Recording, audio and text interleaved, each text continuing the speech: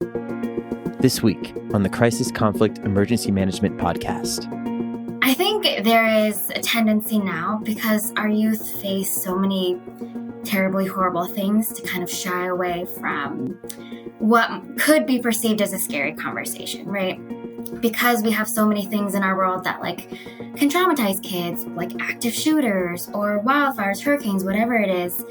There is this desire to protect kids from that because they're exposed to so many other threats in their daily lives. Welcome to the Crisis, Conflict, and Emergency Management Podcast, where we have global conversations and share perspectives about international crisis, preparedness, and how to build more resilient societies. My name is Kyle, and I will be your host. And just how vulnerable are we to the changing international environment, and what can we learn from this experience? From AI to space warfare to community development and crisis communications, there's something here for everyone. Join us for unique international conversations and perspectives into the current threats, challenges, and risks to our society. This podcast is brought to you by Capacity Building International and sponsored by the International Emergency Management Society. Hi, everybody. Kyle here from Capacity Building International. And if you didn't know it, it is National Preparedness Month, which is an observance each September to raise awareness about the importance of preparing for disasters and emergencies that could happen at any time. And this year's national public service announcements are being developed and will be released throughout this country this September to help get preparedness information to the hands of those who live in underserved communities. And actually, the 2022 theme is a lasting legacy. And today we have with us Sam Johnson. Now, Sam Johnson is from the American Red Cross and has an excellent bio. And so I thought it would be great to have her on the podcast today. And Sam Johnson is a program lead for the Youth Preparedness for National Headquarters at the American Red Cross. She manages 2 emergency and disaster preparedness education programs, Prepare with Pedro for kindergartners and the Pillowcase Project for 3rd to 5th grades, that have reached over 1.4 million students across the continental U.S. and on military bases abroad. She began her career as an AmeriCorps member with the American Red Cross of Alaska and supported long-term recovery efforts in the U.S. Virgin Islands after Hurricane Irma and Maria. She has a Master's of Science from Tulane University in Disaster Resilience Leadership, and you can learn more about her programs over at redcross.org/youthprep. Sam, welcome to the podcast. Hi, thanks for having me. So because September is Preparedness Month and you are working in preparedness, of course, youth preparedness, I thought it'd be great to have you on the podcast and talk about some of the current efforts that you have going on at the Red Cross and some of the challenges that we're facing in the future. So I think a great place to start is really to let us know what's going on over at the American Red Cross this month and some of the programs that you're working on. Yeah, thank you. Well, for me personally, September is my favorite month of the year, just because it is, of course, National Preparedness Month. And the Red Cross, in an attempt to kind of address all phases of the disaster cycle, so preparedness, response, recovery, and sometimes mitigation, we have free disaster preparedness education for all ages, and our programs still are growing. So as you mentioned, I have a kindergarten through 2nd grade program called Prepare with Pedro, which follows this cute little penguin as he learns how to be prepared for and take action during emergencies. And those are based off of storybooks. So you can download all of our storybooks, but we also go into classrooms and teach kids and do activities with them.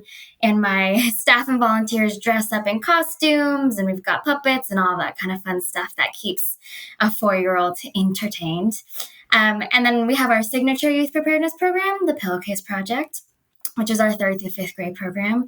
And that program was based off of events that occurred after Hurricane Katrina. So one of our staff in Louisiana actually saw students from Loyola University bring all of their supplies with them in pillowcases when they were coming to a Red Cross shelter after evacuating. And that kind of spurred the idea that anything that you have in your home can be used as a tool to kind of gather your emergency supplies and bring them to safety. So what started as an art therapy program has now turned into our signature youth prep program. And our programs keep growing. So beyond just the youth that we serve, we also have Be Red Cross Ready, which is our general adult preparedness program. We're really trying to kind of grow our program. So we start in kindergarten and go all the way to older adults. And we offer hands-only CPR, Ready Raging, which is our business continuity program. And then we also have the Home Fire campaign, which is where we install free smoke alarms in people's homes. And the idea being is that, of course, we can go into homes and teach people how to be safe, but home fires are one of our most common disasters that we face in the US. And so being able to actually give people a tangible preparedness measure by installing a smoke alarm and providing them additional safety information is how we kind of really bring it full circle, so that if we do meet them as the Red Cross on what is likely one of the worst days of their lives, they're familiar with us as a brand and know that we're there to help them.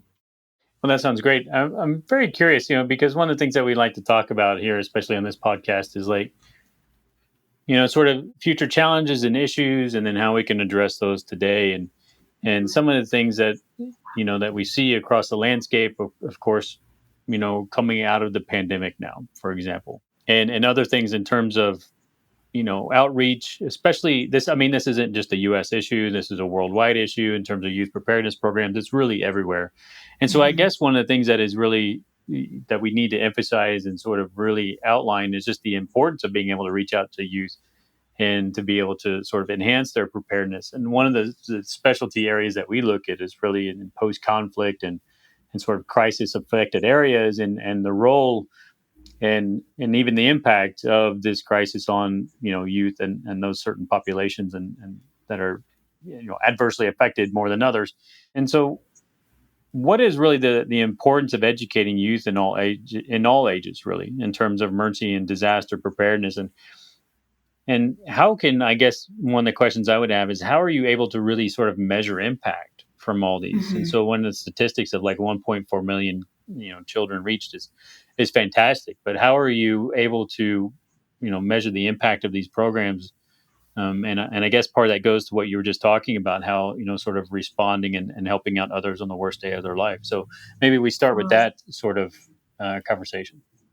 Yeah, and I think it's kind of twofold, right? Because you have preparedness education on like a normal day, for example, like not hurricane season. And then you have preparedness education or perhaps resilience building post disaster. So when you're in kind of that long-term recovery phase.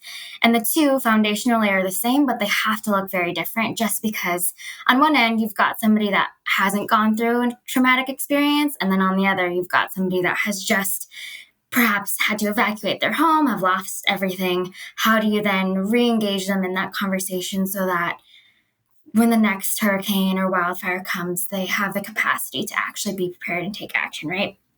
So on the first end, say we're just, living our normal lives and it's not hurricane season or wildfire season, even though wildfire season is all year round now, whatever it might be. I think there is a tendency now, because our youth face so many terribly horrible things, to kind of shy away from what could be perceived as a scary conversation, right?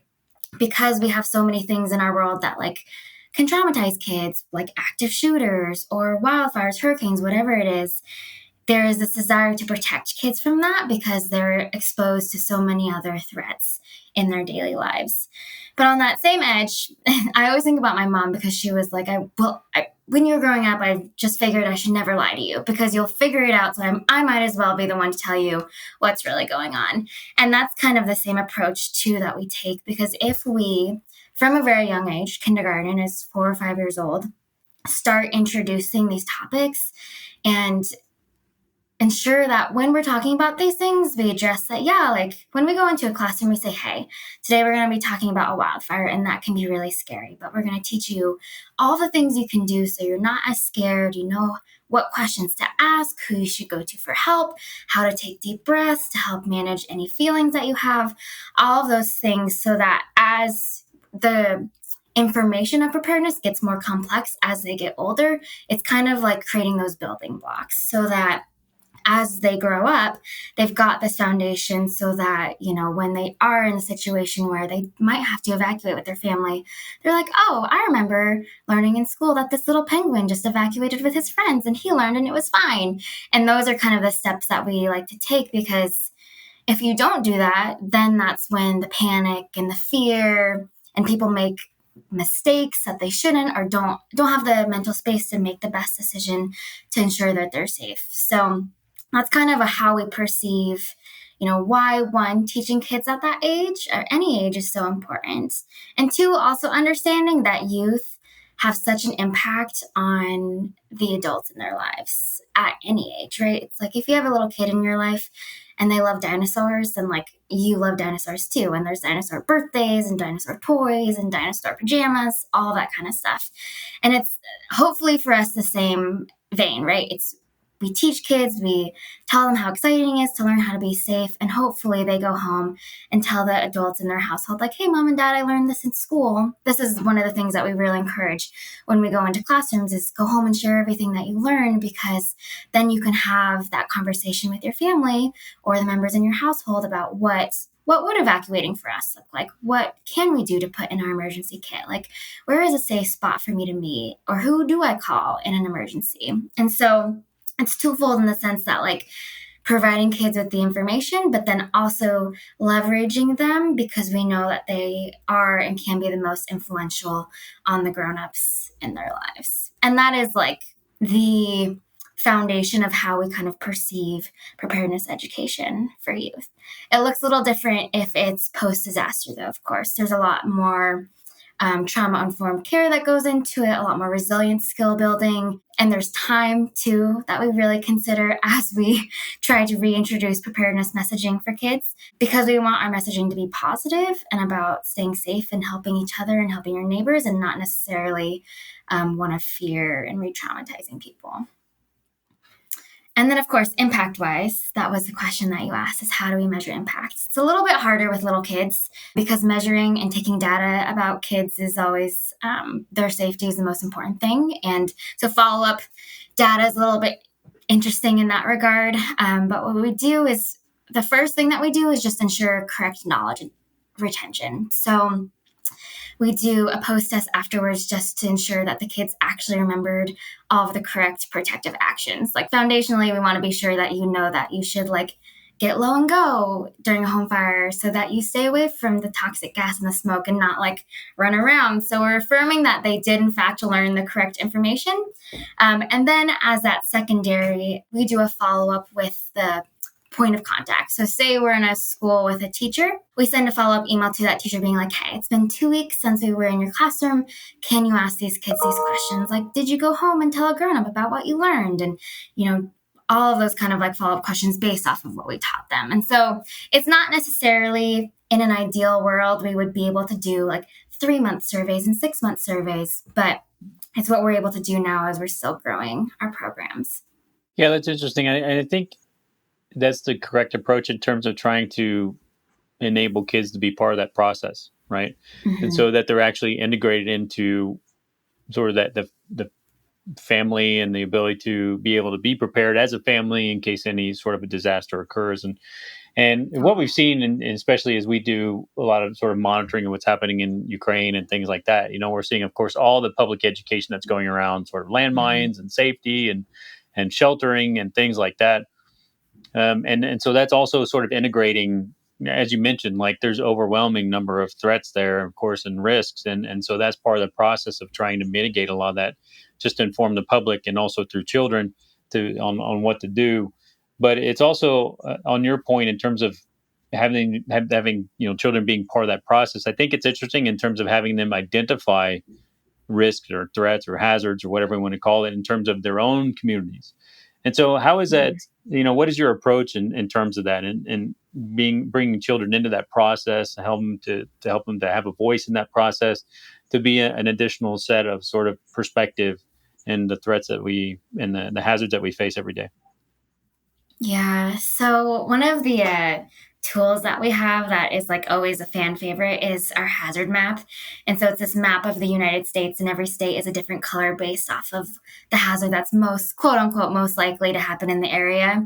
And that's just to kind of engage kids in the thought process that like kids all over the world face different things. So kids in Washington state are likely to face earthquakes and wildfires, and kids in Florida are likely to face hurricanes. And so having that visual where you can kind of see where you live, but see all of the other different colors on the map kind of helps start that conversation of being like, all right, like this is where we live and this is the color that we are. Like, let's look at the key on the map and see, where other states look like. And then you kind of get to have that conversation being like, does anybody have any family that lives out of state? Like, okay, what state do they live in?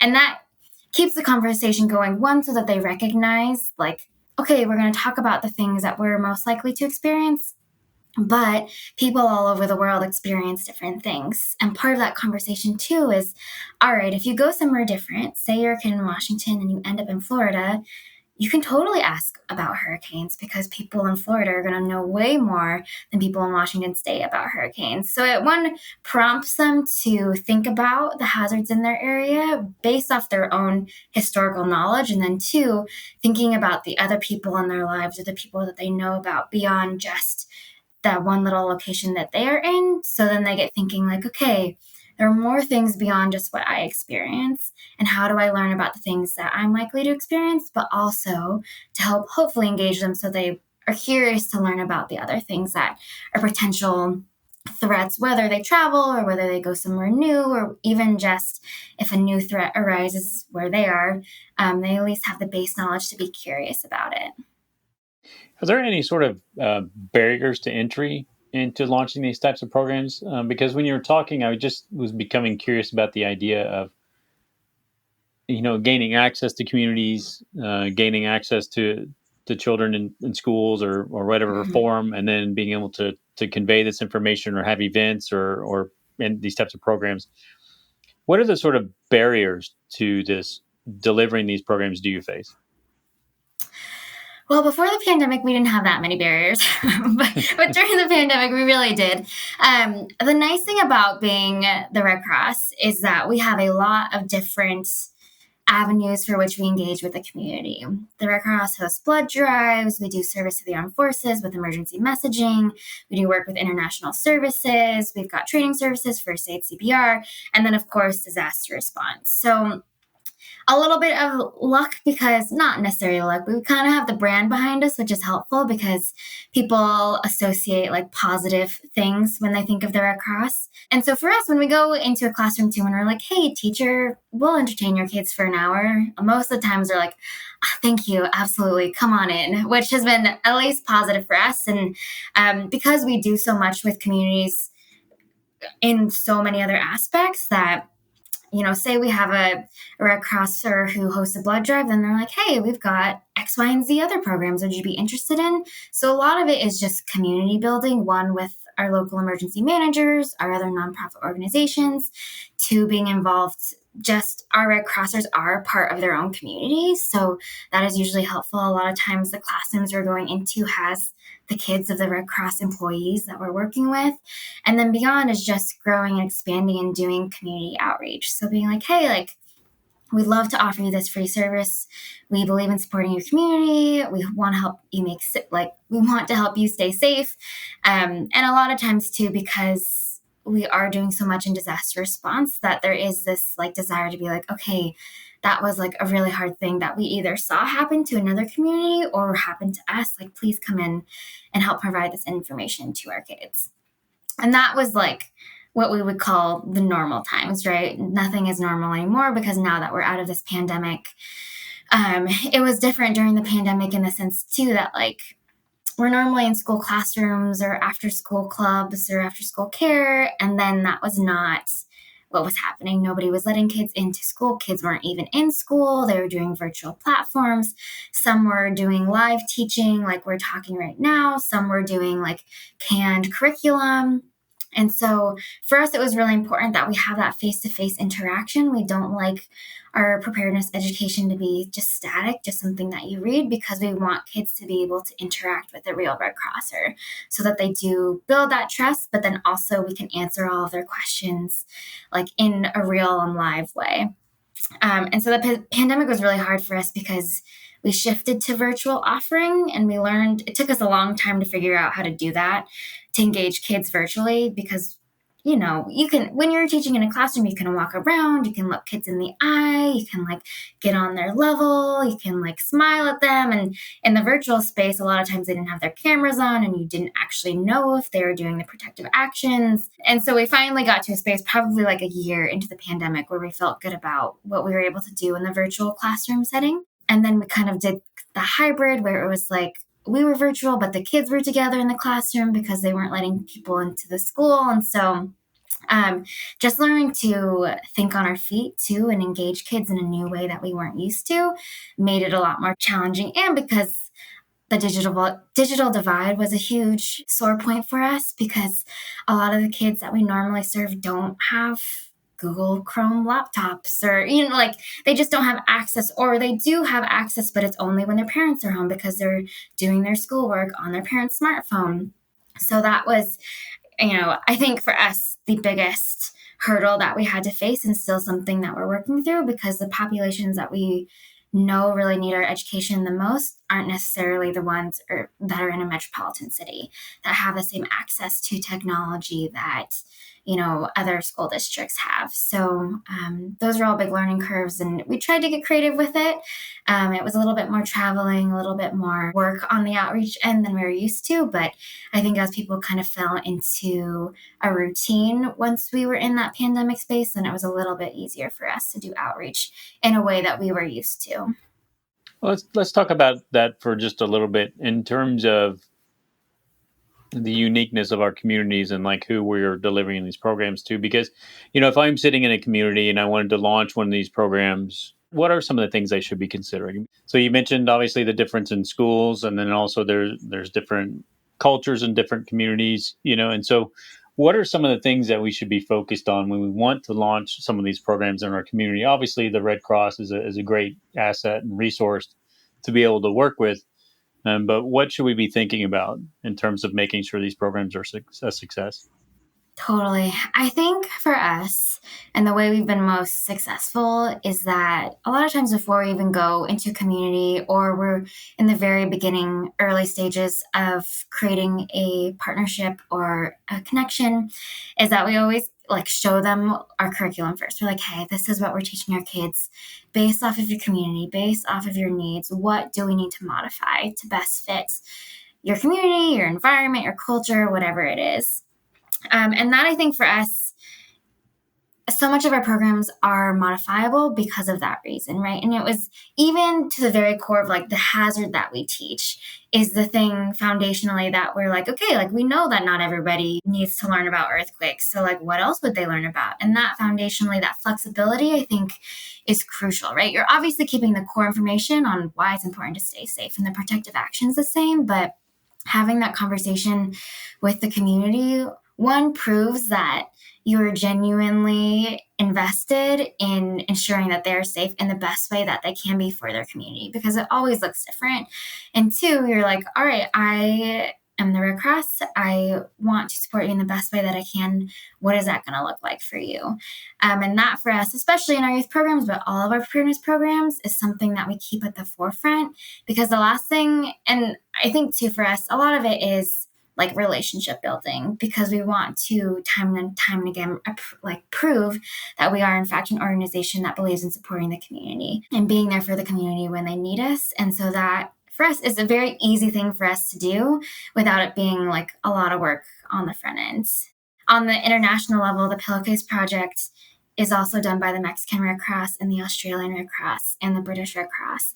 And each of those programs are different. The foundation is the same, and it's still called the Pillowcase Project, but they've been able to adapt them to their international Red Cross and their community so that the core of being able to teach youth how to be prepared is still there, but they've been able to adapt it to best fit what they're able to do as, their local Red Cross organization into what's going to best fit their community. So whether that's language or the style of presentation, it's all modifiable.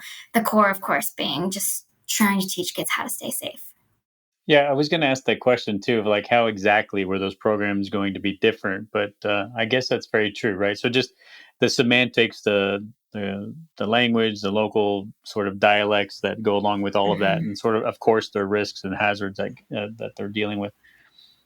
And so you mentioned, coming back to this point on the pandemic, you mentioned sort of how you had to rethink the way you deliver programs, and it took about a year to be, let's Mhm. just say, more effective in delivering those programs.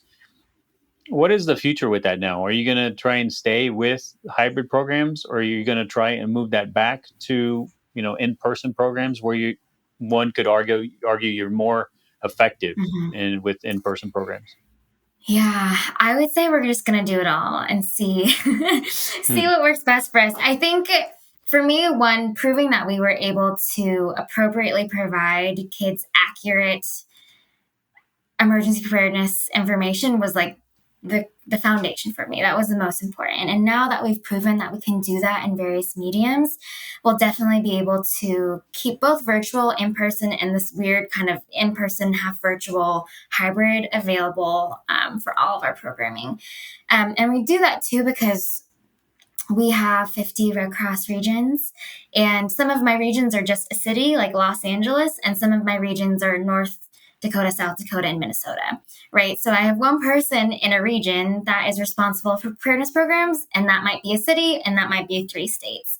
And so having this hybrid version of virtual or hybrid in person, all those kind of variations gives us a little bit more leverage and capacity to reach more people in a way that we hadn't really been able to before. We had some regions before the pandemic do virtual, and they were kind of like our pilot, and then we really had to like full force go all virtual. So it gave us a wider group of people to give us better best practices. When it's just one person doing virtual, you're like, okay, like do the best you can. But when it's everybody, you then have to be like, all right, let's really kind of work throughout some of these kinks. And so we'll always allow it just because our reach is so big, both on the continental US and of course on military bases abroad. So having that flexibility just gives us more opportunity to reach more people and different communities in ways that we hadn't been able to in the past. I think that one of the things that has been good throughout that whole sort of pandemic and event that we lived through was the fact that it forced us to rethink about the way that we deliver these programs.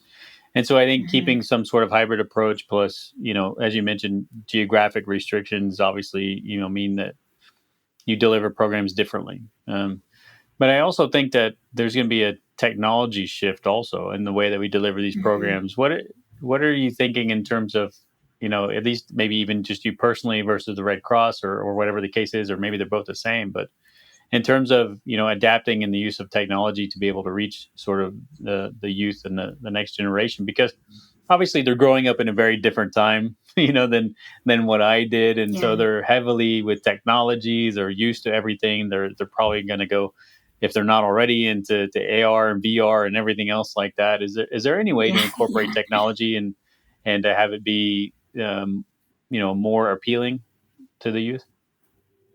Yeah. I mean, I think it's on all levels too. One, just offering our programs virtually. A lot of the first thing that we encountered was like a knowledge gap in technology use, and then having to use different platforms because WebEx looks different than Google and looks different than MS Teams and this platform. And so, one, it was just like catching up to be able to even use the technology. What I will say too on that regard is that we were able to engage our older youth that we have programming for. That's not necessarily, we have like some adapted like middle school and high school programs, and we're kind of building out our other programs. But if you think of middle school and high school, or kids love learning from other kids. So ideally, if we had high schoolers teaching my kindergarten through fifth grade programs, like that would be even better because peer to peer learning is like the best, right? And so, but that was what we were able to do during the pandemic, was because kids were in this virtual learning space, we were able to engage that older set of youth to be able to then virtually give presentations to the younger kids in a way that they hadn't been able to before because they were in school. But now that they had this more virtual flexible schedule, we were able to offer them a different way to be involved with preparedness education that they hadn't been able to be in the past. And I think that's the same for even just like as we think about kind of like high school and college age kids and how they engage in the emergency and disaster preparedness space. offering virtual education, but also virtual learning and teaching opportunities for them is the way that we open up the world. I know that so many of our older Red Cross youth are able to virtually connect with other Red Cross youth in different societies across the globe because of the virtual space. So they've been able to set up platforms where they can connect with each other. One, because connection was a big, or lack thereof of connection was huge during the pandemic. That's what everybody was desperate for, being able to connect with each other. And then secondary was, okay, so we have all these programs that we love, but we can't do them in person. How do we do them virtually? And what they were able to do is connect with each other, share best practices, learn from each other, learn about the different programmings that were going on in the world, and then collaborate on new initiatives together. So I think that it's not necessarily, I think for me personally, it's all just about encouraging youth to connect with each other, because a lot of times we're like, like you're too young, you don't know anything yet, you don't know about the world. But one, I think youth nowadays know so much more about emergency management, just foundationally, than even I had access to. I had no idea that this was a career when I was growing up. And now we've got all these youth that are like actively engaged in their communities because, they experienced a hazard or they heard about it from a friend, from a Red Cross club or another initiative, and now are being able to be engaged because there is that appetite for being more involved in your community, whether you've been impacted directly or know somebody that has, or just are looking for something to do to put on your resume, whatever it is. I think that leveraging technology, especially during the pandemic, was really helpful for helping kids make those connections, but then also gave them the opportunity to learn so much more, just even about our field, beyond all the other things that they were exposed to. Well, it's interesting that you were able to blend the peer-to-peer learning, which is valuable, right, and more successful, into that hybrid environment. So you were saying that because of the pandemic period and the fact that everybody had these flexible, school schedules and stuff like that, you were able to bring in teenagers and young adults who are then more appealing as instructors to kids. Yeah. It's always more fun too when it's like an older, cool kid that you're learning from. Yeah, true. And so is that something that's going to be a model that you continue to sustain as long as you're able to? So that was far more successful than just having, somebody else just come in that's a normal instructor. Yeah, I think we hope to. It's all about capacity, right? So we have so many things. It's the internal Red Cross competition for youth, right? It's like, okay, we can have our youth host a blood drive, or they can help respond to disasters, or they can, write letters to whatever it might be. We're kind of always chomping at the bit to get people engaged. That was one that I think kids really love, just because they got to interact with other kids. But we're always looking for ways, and we do have very robust Red Cross clubs, and we're leaning more now into getting them involved on the preparedness education. And I think for us, and I know this too, and this is what we're kind of we're growing in my programming, is right now I only have kindergarten through 5th grade. And so I do have that like middle school and high school gap. And so working with organizations like the Global Disaster Preparedness Center and other Red Crescent societies to kind of build a curriculum, or kind of grab and go, activities for kids to do, is a project that we're working on right now, so that one day the goal is to, of course, have something for, kindergarten all the way to 110, so that you have something for everybody of all ages. And as we've been layering the foundation for, our younger kids, we're starting to grow and expand to provide opportunities for that older age group. And that, of course, is being one, both to be taught yourself so that you receive education, but then also providing you with the opportunity to be the one that then goes and teaches, if that's what you like. Because I think that a lot of kids these days are looking for ways to get involved for whatever reason it is. And so we're hoping to ensure that we have something for them to do if that's what they choose. So what does the future hold then? We know when we're looking at these types of programs and you're sort of projecting out, 5 years, 10 years, what are you thinking? Like, what's next in terms of what's my dream? Better? Yeah. What would the ideal look like for you? Yeah, I think for us, I'm always just looking to grow, because even the hazards that I thought we were going to be teaching forever, we're like always adding in new hazards. Like I just built out an extreme heat curriculum, and we'd kind of touched on extreme heat, but now we're like, oh, extreme heat is a serious issue. And it'll be the same for winter storms. Winter storms are going to get so much more extreme. So I think for me, growth is always like on the forefront of my mind, and being on top of the things that are like really relevant to kids in our communities. And that's hard because I've a whole country and many other many other areas to stay on top of. But I think for us, one, staying on top of the hazards that we teach, but also how we engage kids. So we have a whole kind of library now of animated videos that we're working on too, because we find that like we still really find value in that in-person interaction and being able to interact with kids and talk to them one-on-one. But we're just one organization. We can't be there for kids all the time. So creating really valuable static resources for kids that are still kind of on that same caliber. So, a parent could just like click play and their kids can learn about earthquakes and wildfires is one way that I think for us, just on a sustainability level, is important. So as we're thinking forward, we're also thinking what's going to last us 5 to 10 years down the road, because everything's changing so fast and things get outdated so quickly.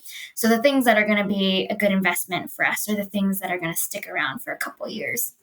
Animated videos and adjusting the way that we are just trying different mediums really is kind of what we're kind of looking for. So whether that be the animated videos, I also have, Alexa, Amazon Alexa, or the Google Home Assistant. We have a game where you can be like, hey, Alexa, play Pedro's Fire Challenge.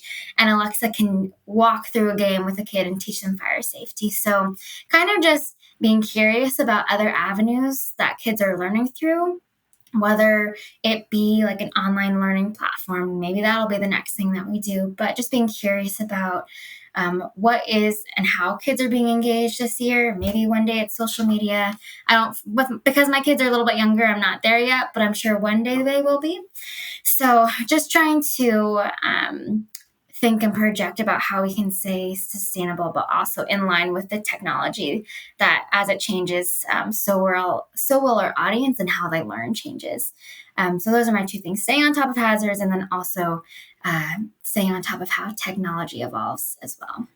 And when you were talking about, extreme heat and those other sort of conditions, it made me think about how some cities are dealing with heat islands, and looking at other sort of resilience models. And I think it was today I was reading an article about the city of Austin creating resilience hubs in the city. Yeah. And so how much of the work that you're doing or these types of programs are actually going and speaking with the cities and the administrations and the leadership and preparedness departments for these really specific sort of issues like heat islands? That not every city has it, not every town has it, but it can be very specific with some, heavy urban areas. So how much of the work that you're doing is tightly integrated into that local community like that, so that you're able to tailor the content and material accordingly? Mm-hmm. I think that's where we're evolving to as well. So all of my local Red Cross regions have and own all of those relationships with their local emergency management offices, their local city, their local county, whatever it is.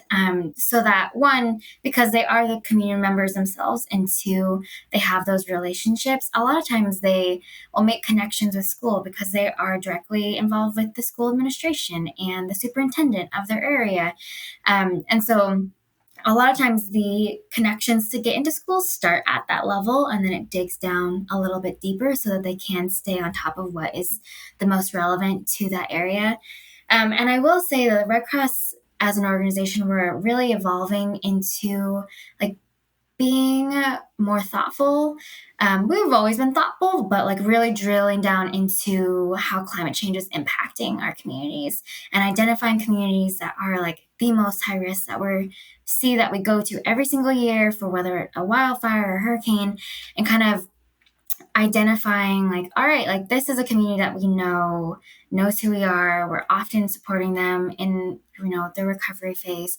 How do we then step beyond that and advocate for them on a larger level, in the sense that like, okay, like what are the other needs that would make your recovery better in the future? And how can we support the other local nonprofit organizations that need your support during a response that don't necessarily do the things that we do, during a disaster, and kind of expanding how we interact with our community in one way, because we do offer our programs, but then how do we support the community as a whole with their other programming, with their other local government officials, with the things that they're likely or projected to face in the future, because we can see a lot of too with modeling that we know which areas are going to be the most impacted by sea level rise or because of heat change.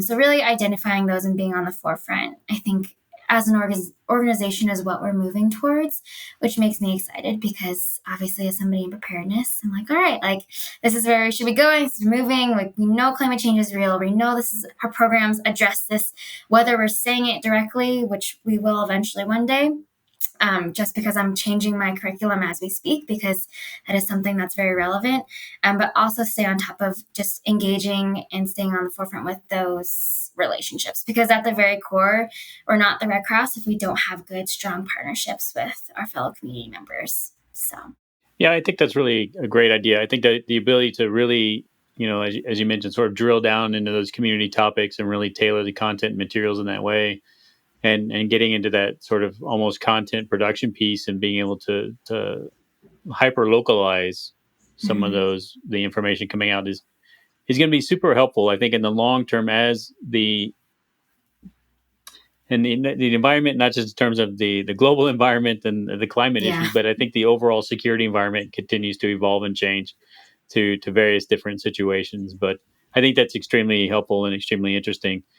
So where can we find out more information about your programs, and where can we find you if somebody has any questions or wants to reach out to you? Yeah, awesome. So redcross.org/youthprep links to both the Pillowcase Project and Prepare with Pedro, and our animated videos and our voice-activated skill and all the other fun games and free resources that we have available. All of it's externally facing, so you can download it and just enjoy it in the comforts of your own home. And then you can find me on Twitter and LinkedIn. And I think I gave you those. I think it's always sam.johnson is usually the easiest go-to if you need to find me.